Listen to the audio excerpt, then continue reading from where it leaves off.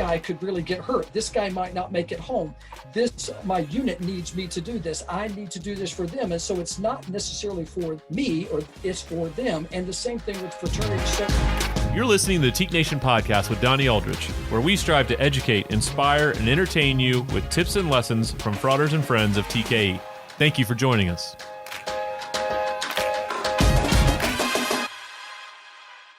Frauders, welcome into this special Veterans Day edition of the TKE Nation Podcast. I appreciate you joining us. We have two phenomenal guests for you today.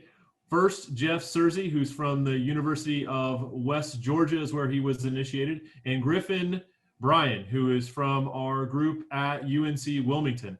And Frauders, extremely grateful for you making time for us on this Veterans Day and to share a little bit of your experiences with our organization, a group that's full of so many veterans and so many folks who have served our country valiantly, just like you have and you are currently, Griffin. So Jeff, if you could give us a little bio on yourself and your experiences, both fraternity and also the work that you've done in serving our country. Wow. Okay. Well, Donald, thanks. Always great. I always love the chance to come and talk about veterans. It's certainly not about me, but about those who are serving, because I truly think that our veteran community, those that are active duty as well as those who have served, represent the best of what this country has to offer. And it is one of the greatest things to ever get to do, to serve. And so I was at the West Georgia College. Then I was number 131. I had the incredible honor of being president when we rechartered there at Xi-Theta. And I tell you, you guys know there are a couple of guys that are still running around there. Todd Farmer is, and I'm sure everybody knows Todd, and I had the great opportunity to be with him there at West Georgia. But I left Carrollton in 1989 and really wanted to do something pretty drastic, I guess, for lack of a better term. And I always, it's interesting. I was probably the least likely, if there was a vote, least likely to ever be in the military. That was probably me. And it just flipped, and I really went hard charging and went in the Marine Corps in 1990 during Desert Storm, and I served active duty 4 years and then 4 years reserve. Got out in 94. I had the opportunity of teaching guys how to troubleshoot and fix all the tow missile systems, all the infrared sights, the fire control, and the M1 Abrams tank, and so all those tank killers that created a whole lot of destruction in the deserts of Iraq, and so I got a chance to teach guys how to do that, and went back. I got out of when I got out, I went back to work for a company that I had worked at previously, just north of Atlanta, a little town, Marietta. You guys may have heard of Marietta. It's pretty hard charging place, and I ran that company for 10 years and went back and I finished up my undergrad and got my master's. And I really just felt the need to go and do my own thing. And so in 2004, I left that company after 10 years and started my own promotional marketing company. And before I left there, we did a big promotion, retail promotion to support our veteran community. And a lady saw a flyer in a Chick-fil-A. And she said, "Hey, my name is Kim Scofie. I'm with an organization called Soldiers Angels. I'd love to help you." I said, "Sure, Kim, come on board. The more the merrier." Well, after I left and I started my promotional marketing company, I talked to her and she goes, "You know what, there's a guy you need to call, and his name's John Melia. He is starting this organization to work with wounded guys. It's called the Wounded Warrior Project. And, they're just getting started off. They're not a charity yet, but you may want to talk to him. You're a Marine, he's a Marine.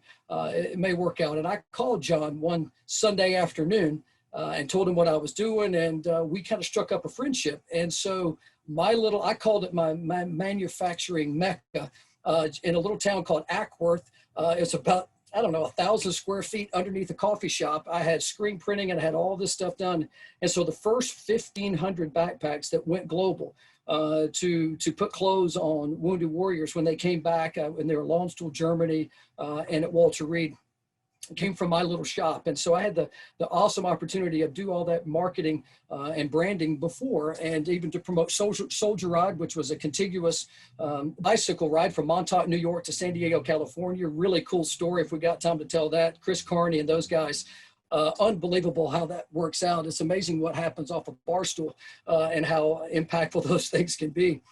But in early 2005, John called me and goes, "Hey man, we're about to launch and become our own charity.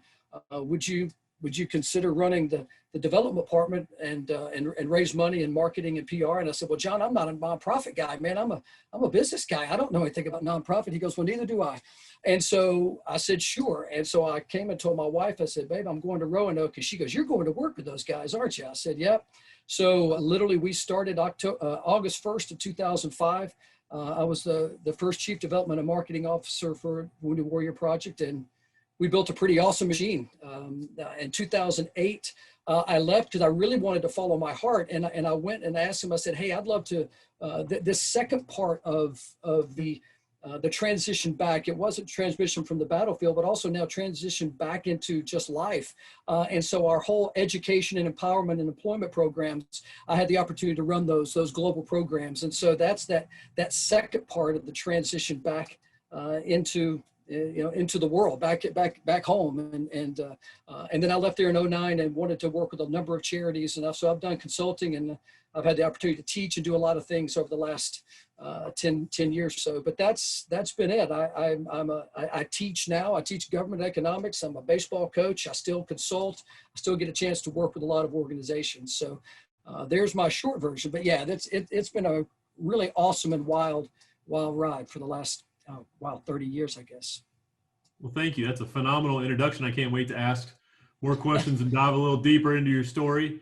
Griffin, can you share some highlights as someone who's a recent graduate, 2018 graduate of UNC Wilmington, and your experience both in the fraternity and also in the last 2 years as you've graduated and moved into the quote unquote real world, as we say? Yeah, sure. Thanks for letting me speak too. My name is Griffin Bryn. I'm from UNCW, so University of North Carolina, Wilmington, from the UKI chapter. Scroll number 309. So pretty much how my story started. Went to college, not really knowing what I wanted to do. Got a degree in environmental science with a minor in geospatial technologies. Wasn't much jobs in the end part of it. So starting my senior year, started realizing, hey, I gotta find a job. So I worked all the way through college, just part-time jobs. Like, this doesn't really get me anywhere. And I had a buddy of mine who said, hey, what about the military? Didn't really think much of it, really never thought of it. Wasn't really like the military type. And then from there on, spoke to recruiters. The biggest thing is go out there and actually speak to someone. And I wanted to go in and do something with my degree. Went to school for 4 years. Like, okay, I want to do something with environmental sciences. Well, a recruiter came back to me and was like, okay, we have a STEM degree. How about flying? I was like, yeah, I guess I could fly. Never really thought about it. Never really had the opportunity. Grew up going to air shows, watched the Blue Angels, watched the Thunderbirds. It's like, yeah, let's give it a shot. So big thing I thought originally is you just sign the papers. It's like you sign the papers, you go off the OCS, and you're good. Well, come to find out, I put an entire package. They look at your GPA, look at your community service hours. They look at your job history. You have to have 4-letter recommendations. So I was like, oh crap. Senior year, I've kind of messed around my freshman and sophomore year. Trying to get the ball going on my GPA. So got that going, started talking to people. TKE really helped me out with that as far as networking goes, community service. We had 5 events, which was great. We helped out, cleaned highways. Obviously, all the things with St. Jude, I was able to tack on to that. And then as far as like letter recommendations go, we had a couple brothers in the fraternity who had some good networking. So my junior year, I ended up renting a house from the district attorney of Wilmington. With a good relationship with the district attorney, I was able to use him for a letter recommendation. And then one of our brother's stepdads was a senator. So I was able to set up a meeting, really last minute meeting. The senators kind of caught off guard when I called him. Didn't really know who I was or what I was doing. So I was able to actually drive down to Raleigh, about 2-hour drive from Wilmington. Got in my suit, went up there, had a quick interview, just kind of told him what I had, what was my journey like, and what I'm trying to do, and left there with a letter recommendation. I had 2 other letter recommendations. One was my previous employer. I was running a business for a lady in Wilmington. So I had that option to go out of school and decide not to take that and continue that job offer. But the other one was a professor at UNCW. But really, TKE just kind of helped me a lot with the networking abilities to go actually reach out to people. It's like, hey, have you done this? I went out through our list of scroll numbers, and it's like, okay, who was in the military? Who can I talk to? And we had an older brother when I first joined was in the Marines. I got to talk to him a little bit about it. I was still really skeptical about it, but I found out it was right after I graduated in 2018 that I was selected. So the entire application goes through a board of people, and that board selects you off of all those parameters of your grades, your letter recommendations, and then your community service stuff. So I got selected for a student naval aviator, left Wilmington in November, and then went to Officer Candidate School in Rhode Island, so Newport, Rhode Island. Spent about 12 weeks there, pretty cold from southeastern North Carolina, some warm humidity, pretty freezing there. Walk outside and tears freeze your face, so that was different. So went through that. That was a 12-week program, came out of there as commissioned officer, so I'm an ensign in the United States Navy. Went there, went back to Wilmington, North Carolina, worked in recruiting office for about 2 months, waiting so I can fill my orders in Pensacola, Florida. So got down here in Pensacola, went through aviation pre-flight indoctrination. So first you get down here, you got to run an entire PT test. So you come out here, do a bunch of PT tests, and then we'd have something called Introductory to Flight School. We actually go fly commercial side for a little bit. So I got about 14 hours in a civilian aircraft, a little Piper, just flying around, just to make sure that we're comfortable being in the air. All these are filters for the Navy. So you start with IFS, which is Introductory to Flight School. Then you go to Aviation Pre-Flight Indoctrination, which is second. That's some pretty intense academics.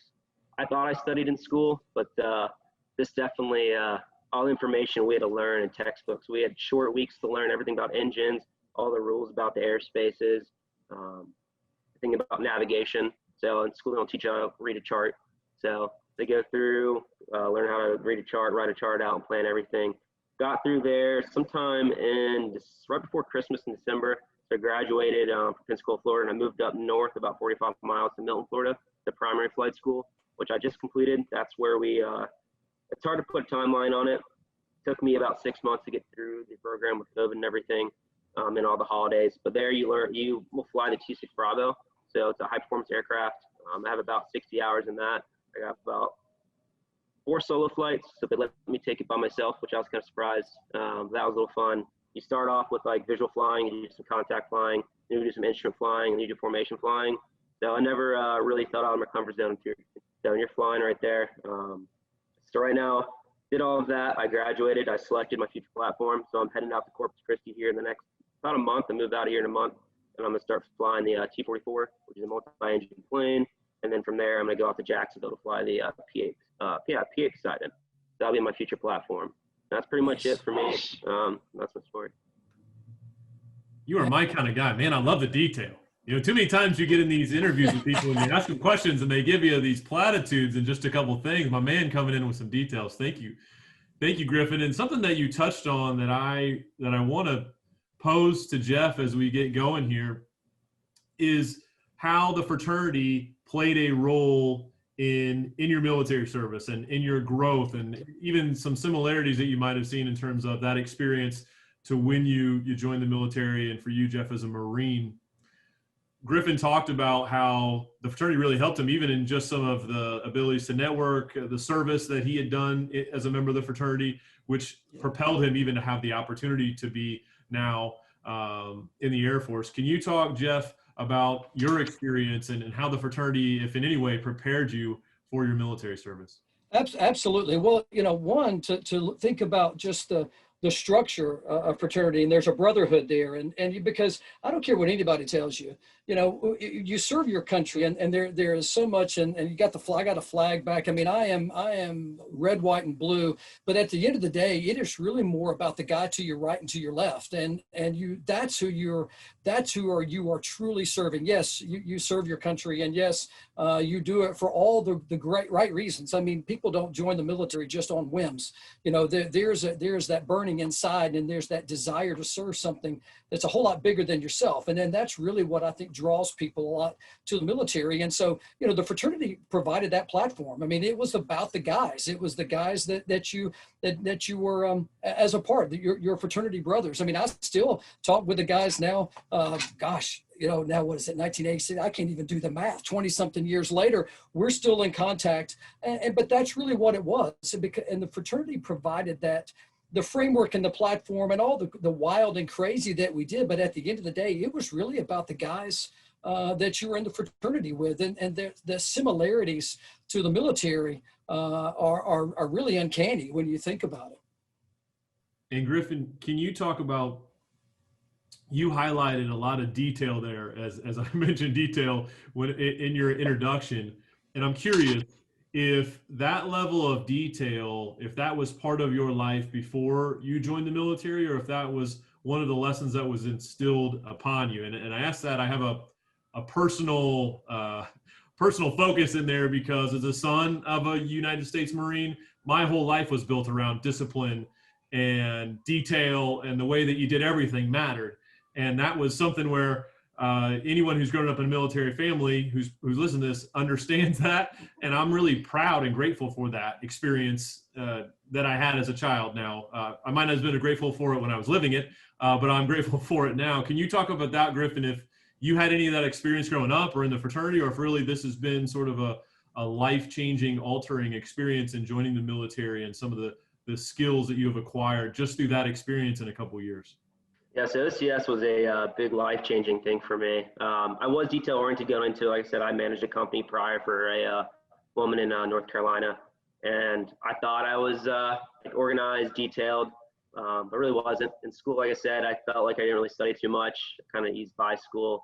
When I got to OCS, and that really changed. Everything's detail-oriented. It's verbatim, especially here in the military. Everything's verbatim. Fraternity, I'm detail-oriented as far as planning. I held a couple of offices, so like the Hegemon and Pilo. You had to be kind of detail-oriented there and make sure everyone's on the same page and you're teaching the right material. So that kind of helped me there. But as far as OCS goes, that was a big life-changing opportunity for me. I mean, I didn't really make my bed when I grew up. So going there and trying to do hospital corners on a bed and make a nice, tight bed, everything to the T. And then coming in an hour later, everything's tossed and flipped over. You have to go find things. So that was a big thing. Yeah, so OCS definitely helped me. I wasn't as detail-oriented as prior. Now, coming through the military, and we have all these different procedures that have to be word for word, up to the punctuation. If you don't get it, it's wrong. So everything's graded off of that. So hope that answers your question. But yeah, no, I was not detail-oriented as much prior to the military. Yeah, I appreciate that very much. Jeff, in thinking about Wounded Warrior, it's obviously a name that I think so many folks have heard of, especially folks who are veterans who are tuning into our podcast. And for someone who was essentially at the ground floor as it took off, I know from as an outsider, right, just seeing things or reading things, it really appears their focus has been all these folks from 9/11 who went and served our country, either in Afghanistan or over in the Middle East, and now have come back. And folks that you're trying to support. Can you talk about if that is the focus, if it's more wounded warriors from all sorts of interactions militarily that our country has been a part of? Can you talk a little bit about their mission and the work that you have done, and I'm sure continue to support today?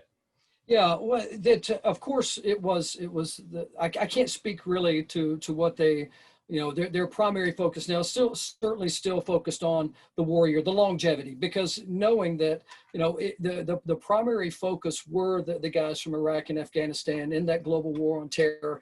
But what I know that we got a chance to do up until about 2009 and even after is that we got to serve those that were coming that came before the Vietnam era. Many of those guys had a really rough time coming home, certainly not the welcome that the warriors get now. And so there was kind of a healing process. It was a back and forth even with that era with some of the guys, because they really wanted to give back and they wanted to provide the welcome that they didn't have. And so there's been that synergy, and we learned a lot from those guys talking to them. And I think moving forward, the transition really never stops. I mean, it's just, and now we talk about a new normal now. That's, it's the new normal for a warrior when they come off the battlefield.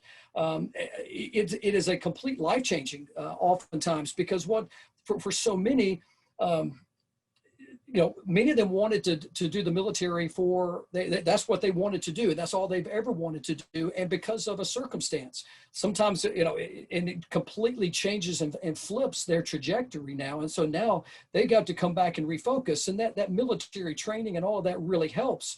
But at the end of the day, if you have your eyes laser beam focused on one direction and all of a sudden it gets altered, now you got to reassess. And what we saw a lot with the guys, it was one, to get over the initial integration back.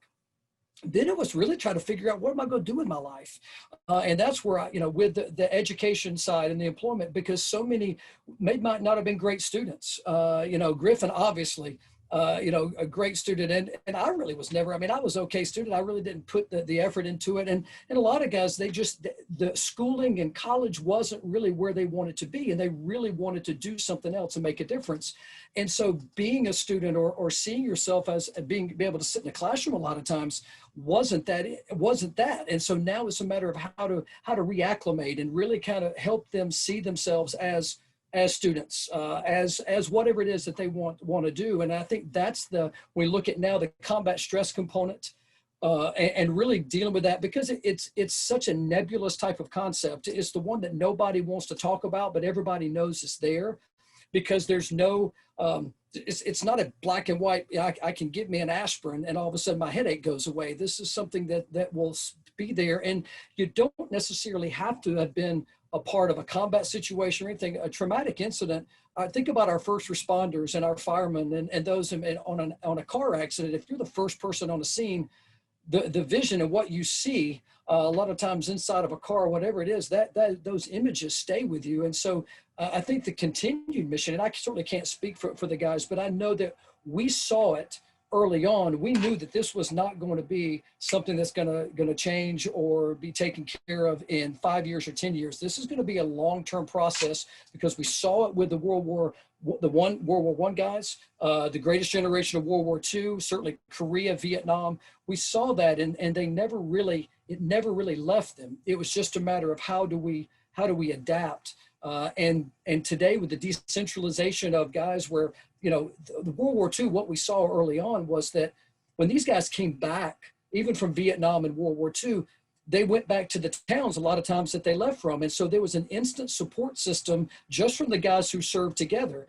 What we saw then, now in the early 2000s, everybody kind of went back, and a lot of times they might be the only one in their town or community that served, and they really lost that connectivity, and it was hard sometimes to share with somebody. And so that's been, I think, the long-term vision of how do we make sure that we stay in touch with these guys, to make sure that we support them even after the bodies have somewhat healed. But a lot of times the hearts and the minds are the ones that tend to lag a little bit. And I think that is the focus. And it should be the focus of any military organization now that's serving the wounds, because you can serve the body, but it's the heart and the minds that really need to be served as well.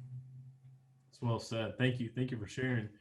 Griffin, as you think about, Jeff talked about the human aspect and the brotherhood aspect, and even shared a little bit of the brotherhood that he had found in his chapter and then had found in the military. Can you expound on that when it comes to the brotherhood that you have found in the military thus far, and as well as the experiences in staying connected? I think that's also an interesting piece that I would love to hear about, is someone who's been out of school for a couple of years now, or if you're staying in touch with some of your fraternity brothers from your time at UNC Wilmington while you're still grinding and working so hard and picking up all these new concepts and finding flight time, if you're managing to be able to stay in touch and contact and keep that fraternal flame going as well.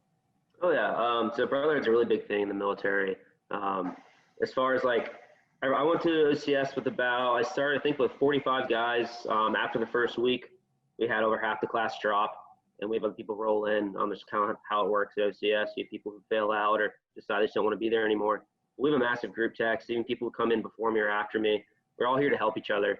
So as far as flight school goes too, I think we have about 70 people in our squadron, 3 different squadrons. Everyone's there to help each other out. I talked to almost everyone from my OCS class originally. We all have a group text, keep in touch. We split up. Some guys went to Corpus Christi. Some guys came here to Milton, Florida, to Whiting Field. That's kind of how it works. You guys split up, you talk, you're all going through the same thing. If you have a bad flight, you can talk to someone else, say, hey, what did you do to make that flight better? Or, hey, I have this instructor. What does he like to see when you do in the plane or anything like that?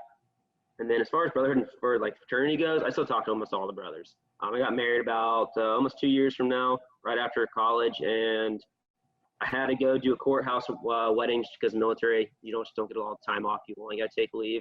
They kind of own you at that point in time. So I got married probably about a year before I actually had my wedding. So my wedding, my groomsmen were almost all brothers from fraternity. I still keep in touch with them. So the long story short, pretty much is, the brotherhood's always there. I reach out to some guys in Wilmington. Actually, this painting behind me, I don't know if you guys can see it or not. I was taken by a brother and helping support his business. He's a local drone photographer. And yeah, hope that helps. Yeah, that's great. That's great to hear. It's interesting because when you talk to our members, some of them stay deeply engaged right out of school, and others, they quickly get into professional life. They quickly get into a routine that is built in this life that they are creating, and unfortunately, some of those bonds can get lost. And then you see many times they get recaptured whenever they get on the back half of their career, and they've had children and they're starting to go off to college, and that starts to spark again, and they want to get reconnected with the fraternity. They want to get reconnected with some of their brothers. Something you had talked about earlier, Griffin, was service and a little bit of St. Jude, and that made me think too, Jeff, in terms of you were sharing this story of an event that was created. It sounds like a fundraising event, cycling from New York out to the West Coast. Can you talk a little bit about it? Seemed like you really wanted to share that story, and I want to hear it. So talk about the story of this event.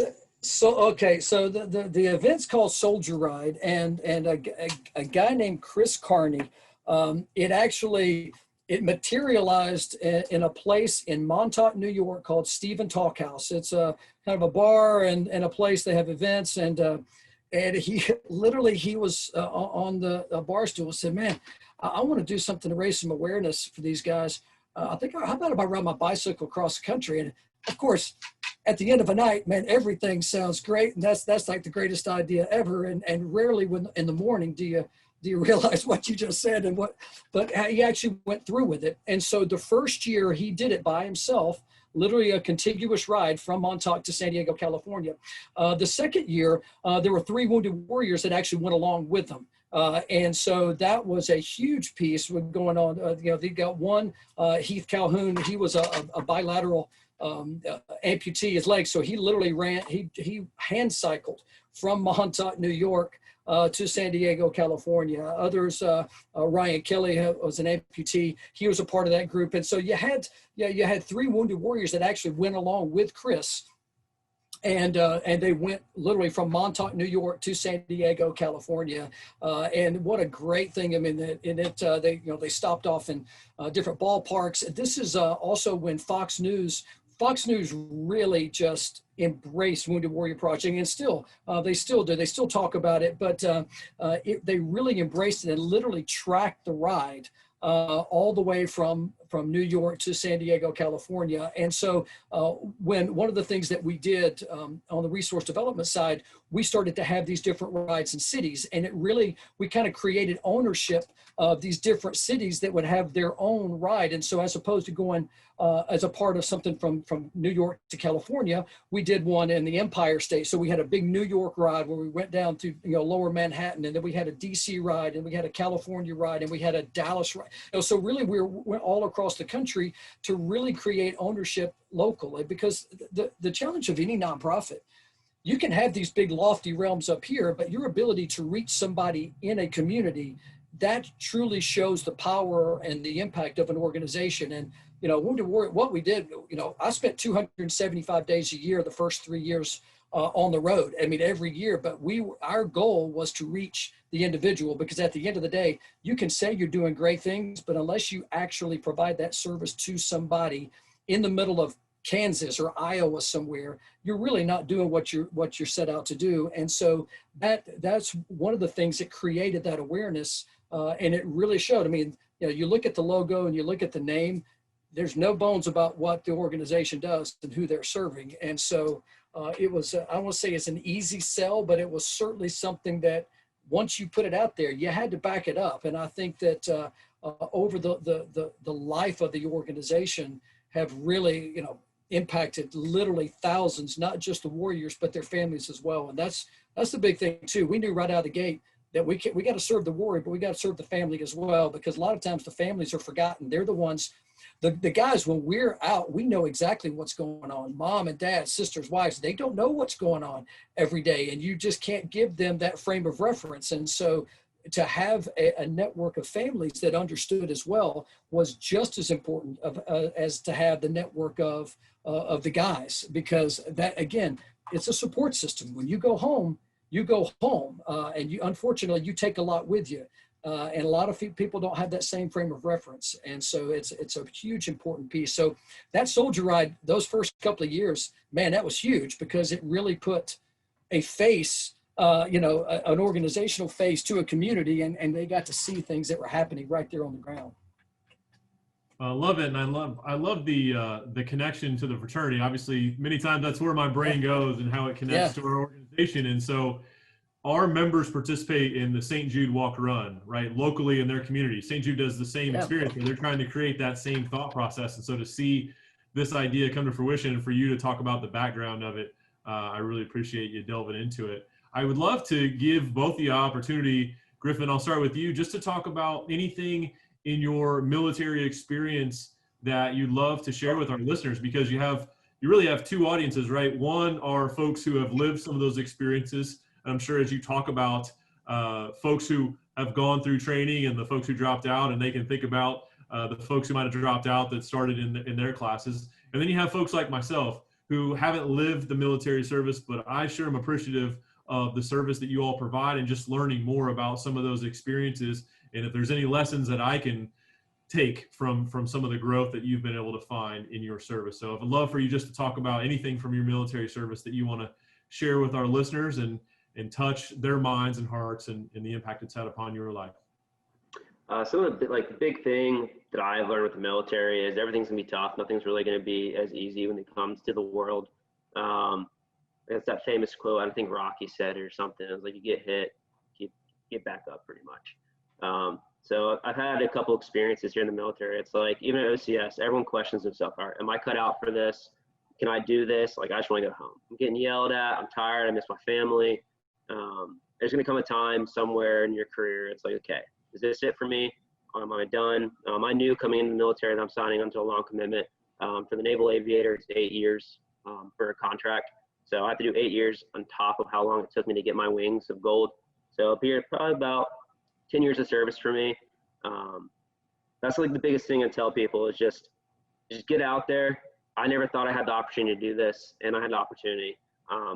You come to OCA or you come to flight school and you don't know what you're going to fly. It's like, oh, I don't want to fly rotary. I don't want to fly fixed wing aircraft. I want jets. Everyone wants to fly jets.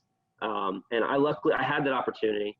I had jet grades. I qualified for jets. It wasn't my lifestyle. So I like to take a step back and look at the bigger picture there and see, okay, where is it going to lead me into the future? What's going to be what I need for myself, for like mental health?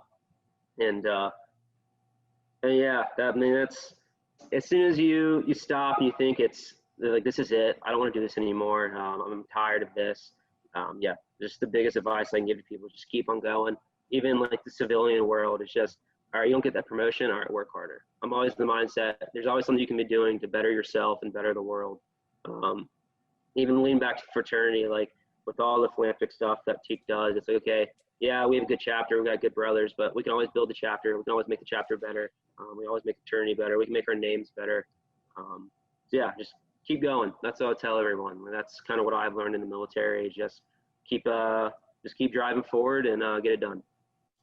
Well, and that's phenomenal perspective, not just for what you have done to this point, but obviously as we continue to endure this pandemic, right? And for civilians out there needing to continue to have that mindset of persevering and pushing ahead and having a focus on what's coming and what's tomorrow, and the challenges of today could create greater opportunities tomorrow. So thank you.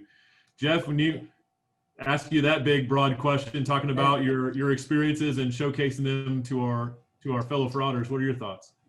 You know, right out of the gate, I didn't even thank Griffin. Man, thank you so much for your service, man, and stepping up. It's a huge decision, and I think 2 points really come to mind. One, when it comes to the service capacity and just the service component of joining the military, it's a different breed that joins the military. I mean, that's just, there is something, it's not makes them any better than anybody else. It's just a different thing. There's a different motivation that really says, hey, I am willing to go and do something for somebody that I don't know at all, but I am willing to put myself in between this and this, so they get to do what it is that they want to do. And that's not necessarily for, hey, look at me and what I'm doing, look at all the service and look at all this, because you ask veterans, they don't like to talk about. I mean, it's not about them, and it's truly not about the quote individual veteran. It's about the guys that they serve with and that they're really serving, and that's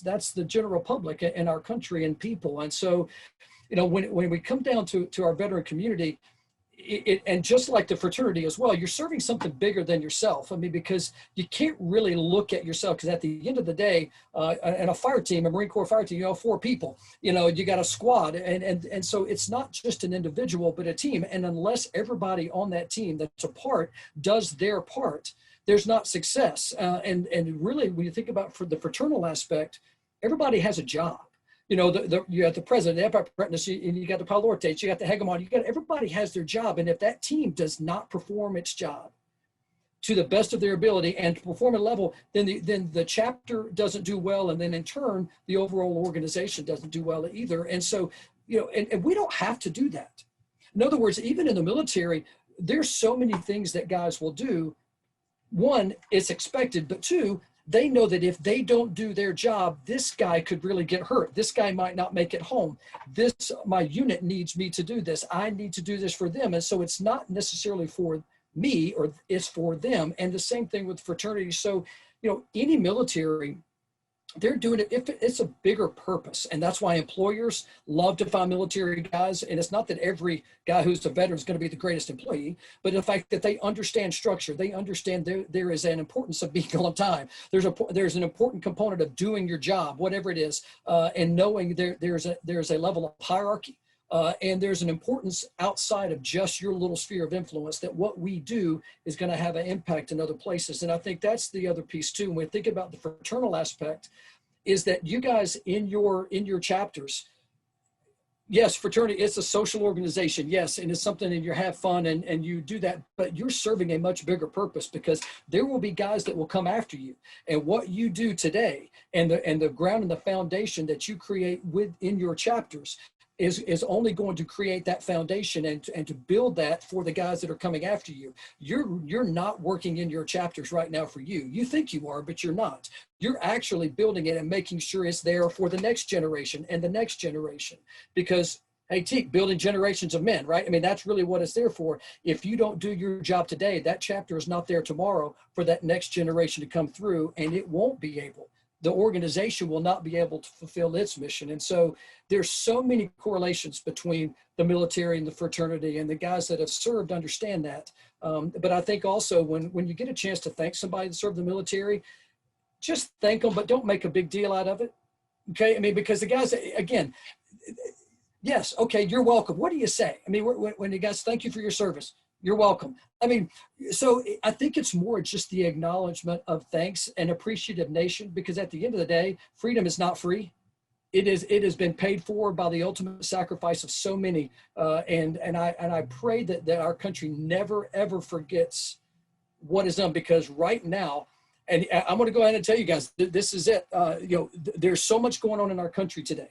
So many and First Amendment is screaming out there, and everybody's exercising their First Amendment rights. Never forget that there are men and women right now who are protecting that right to even burn that flag that we wear on our sleeves and wear on our chest, that we salute, and that we stop our cars at 5 o'clock in the afternoons to make sure as reveille is sounded.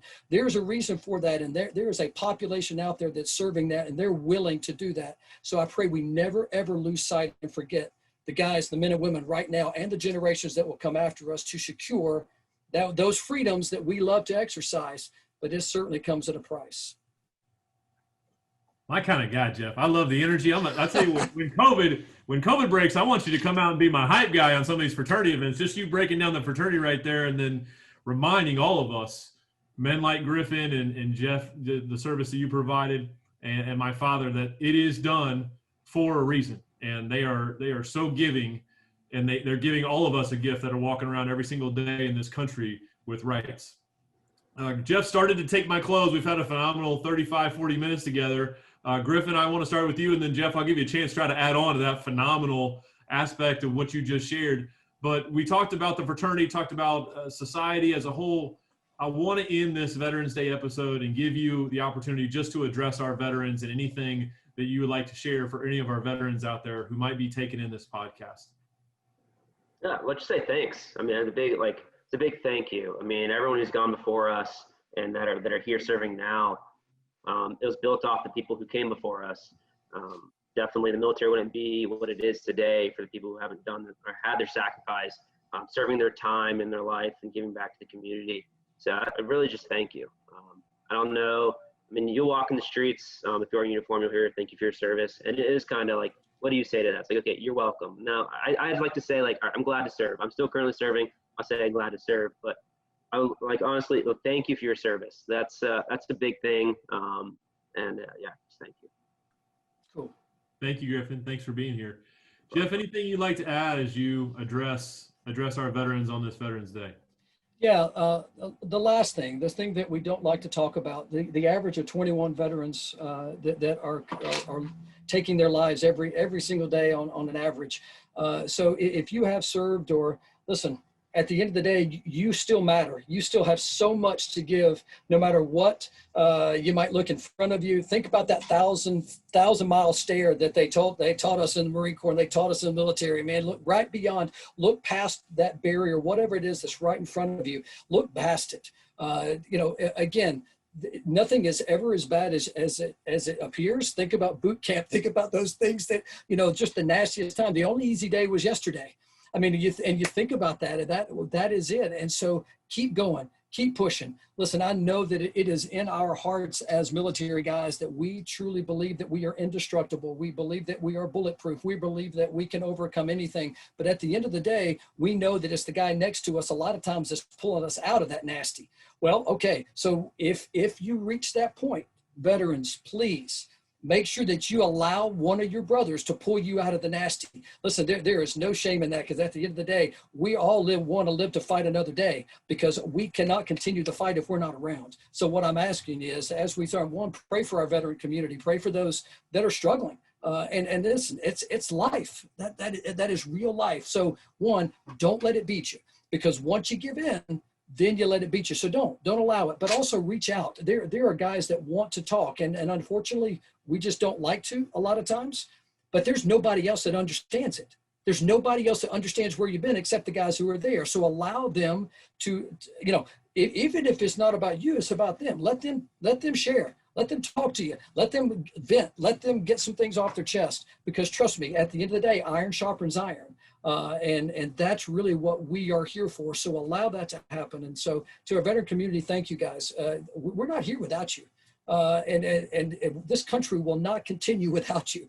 Those who are thinking of going in the military, listen, at the end of the day, you are the tip of the spear. Make it happen. Don't shy away. You have what it takes. If God put that on your heart, man, then dive in, go in, make the best out of it. Take every second that you can get, use it to then better the next guy that's coming, and better the next guy that's coming. That's what I want. So thank you to our veteran community. We love you. And if there's ever anything that I can do, let us know, but reach out to somebody. Reach out to somebody. Don't allow those things to get you. Let the brothers help you. I mean, it's a brotherhood. It truly is. Well, I want to join Griffin and Jeff in thanking our veterans on this Veterans Day for their service. For those who currently serve as members of our organization, those who aren't members of our organization, thank you for your dedicated service. And as Jeff said, freedom isn't free. And so thank you for what you do every single day to ensure that our rights continue forward and ensure that we do live in freedom. For those of you looking for a sense of community, which obviously many have found within the military, we have that within the fraternity as well. The fraternity is composed of many subgroups that form themselves, not only in our chapters, but also internationally. And one of those groups is the Order of the Shield. And the Order of the Shield is a group for folks who have served in the military or are currently serving in the military. And if you want to learn more about that opportunity, you can email a professional staffer that we have on our team. His name is Nate Lehman. Nate actually served in the Army. And his email address is nlehman, Lehman, @tka.org. And you can also just go to the teak.org website and look up our professional staff and click on Nate's picture and send an email that way if you weren't able to compose his email address. But Nate would love to talk to you about the Order of the Shield, the work that they do, and how you can get engaged and involved, or simply just be part of the group, and another sense of brotherhood, another sense of community that we want to welcome you to. The other great aspect when it comes to this community and thought process of leaders in the fraternity, leaders in the military, this most recent Grand Council had 2-star General Charles Whittington as a part of the Grand Council. And actually, he had to step off the Grand Council because he was called to the Pentagon to serve the Army in a more robust fashion, and really ended his military career spending time with them, and just recently retired. We're hoping that Major General Charles Whittington will come back and serve the Grand Council because he was just such an invaluable member of that team, someone who's a personal mentor of mine, someone who actually participated in the first ever virtual TKE commencement as our commencement speaker, a very thoughtful, articulate man, and just an example of the warriors that serve day in and day out in our military forces and also enjoy the brotherhood and the bond of Tau Kappa Epsilon. Brothers, thank you for joining us on this episode of the TKE Nation Podcast. We want to wish you a happy Veterans Day, and thank you for tuning in to another episode of our podcast. Have a great day.